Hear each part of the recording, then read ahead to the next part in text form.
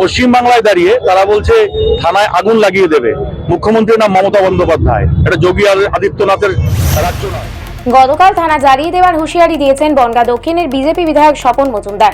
তার বিরুদ্ধে রাজ্যের থেকে আইনি পদক্ষেপের হুঁশিয়ারি দিলেন হাবড়া পৌরসভার পৌরপ্রধান নারায়ণ চন্দ্র সাহা। আজ 1 জানুয়ারি তৃণমূল কংগ্রেসের প্রতিষ্ঠা দিবস। তৃণমূল কংগ্রেসের এই প্রতিষ্ঠা দিবস উপলক্ষে রাজ্য জুড়ে বিভিন্ন জায়গায় বিভিন্ন অনুষ্ঠানের আয়োজন করা হয়েছে।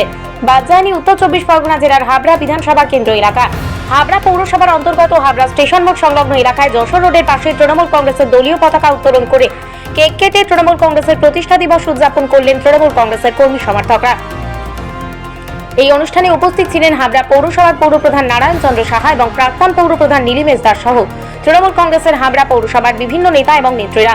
এই অনুষ্ঠানে এসে বিজেপির বিরুদ্ধে কড়া আইনি পদক্ষেপের হুঁশিয়ারি দিলেন হাবড়া পৌরসভার পৌরপ্রধান নারায়ণ চন্দ্র সাহা। আজকের দিনটা আমাদের কাছে খুব আনন্দের দিন, কারণ এই দিন আমরা নতুন বছরের শুভ সূচনা করলাম 2023 সালে। আর আমরা যারা তৃণমূল কংগ্রেস করি, এটা আমাদের কাছে গর্বের দিন। আজকের দিনে দাঁড়িয়ে মমতা বন্দ্যোপাধ্যায় তৃণমূল কংগ্রেসের জন্ম দিয়েছিলেন 1997 সালের 1 জানুয়ারি। স্বাভাবিক কারণেই একদিকে নতুন বছরের আনন্দ, আরেকদিকে আমাদের দলের আজকে জন্মদিন, দুটোকে আমরা উদযাপন করছি। এই মুহূর্তে আমরা আমাদের যে প্রধান কার্যালয় হাবড়া শহর তৃণমূল কংগ্রেসের, সেখানে পতাকা উত্তোলনের মাধ্যমে আমাদের 26তম যে প্রতিষ্ঠা দিবস তার আমরা উদযাপন করব। আমি হাবড়ার সমস্ত মানুষের কাছে বলবো, সকলে ভালো থাকুন। 2023 সাল আপনাদের খুব ভালো কাটুক। আমাদের মামাটি মানুষের সরকার রয়েছে আপনাদের জন্য।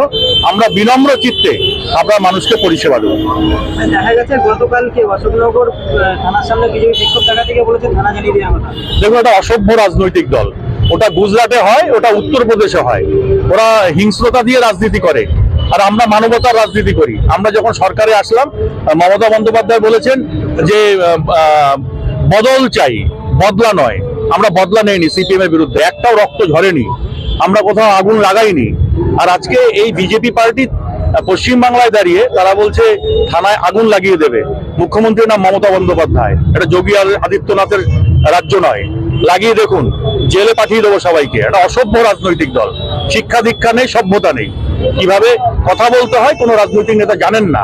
ওদের দলের কাছ থেকে বলবো শিক্ষা নিয়ে আসুন। অবশ্য ওদের দলের নেতার নাম তো নরেন্দ্র মোদী আর অমিত শাহ। তারা যে ভাষায় কথা বলেন, নিচু তলার কর্মীরাও ঠিক একই ভাষায় কথা বলেন। কিন্তু আমাদের নেত্রীর নাম মমতা বন্দ্যোপাধ্যায়। আমরা শালীনতা নিয়ে কথা বলি।